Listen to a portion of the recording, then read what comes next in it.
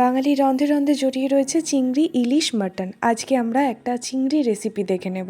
তার জন্য নারকেলটাকে কুড়িয়ে নেওয়ার পরে গ্রাইন্ডারে আরেকবার পেস্ট বানিয়ে নিতে হবে। এই রান্নার জন্য পেঁয়াজটাকেও পেস্ট করতে হবে।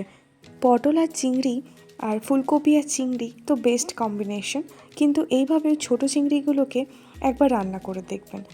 চিংড়িগুলোতে নুন হলুদ মাখিয়ে নেওয়ার পরে কড়ার মধ্যে তেল দিয়ে একটু ভেজে নিতে হবে গোল্ডেন ব্রাউন হওয়া পর্যন্ত। মাছগুলো ভেজে তুলে নেওয়ার পরে কড়ার মধ্যে আর একটু তেল দিয়ে ছোটো এলাচ, দারচিনি, অল্প একটু রসুন বাটা দিয়ে ভালো করে ভাজতে হবে, যতক্ষণ না কাঁচা গন্ধটা রসুনের যাচ্ছে ততক্ষণ পর্যন্ত। এবার পেঁয়াজ বাটাটাও এখানে দিয়ে দেবো এবং ভালো করে ভাজতে থাকবো। পেঁয়াজটা একটু ভাজা ভাজা হয়ে গেলে এখানে 1 চামচ মতো আদা বাটা দিয়ে দিতে হবে এবং হলুদ গুঁড়ো আর পরিমাণ মতো লঙ্কা গুঁড়ো, যতটা ঝাল খাবেন সেই হিসাব অনুযায়ী। এবার মশলাটা কষাতে থাকবেন যতক্ষণ না পর্যন্ত তেল ছেড়ে দিচ্ছে এবং রঙটা পাল্টে লাল হয়ে যাচ্ছে।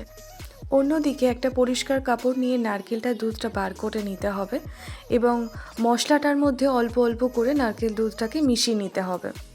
এই রান্নাটা যতটাই সহজ ততটাই সুন্দর। এবার আস্তে আস্তে ভেজে রাখা চিংড়ি মাছগুলো আমরা এখানে মিশিয়ে নেব এবং যতক্ষণ না ফুট আসে ততক্ষণ একটু অপেক্ষা করব। আর তারপরে সব শেষে একটু গরম মশলা ছড়িয়ে দিলেই রেডি আমাদের চিংড়ি মাছের মালাইকারি।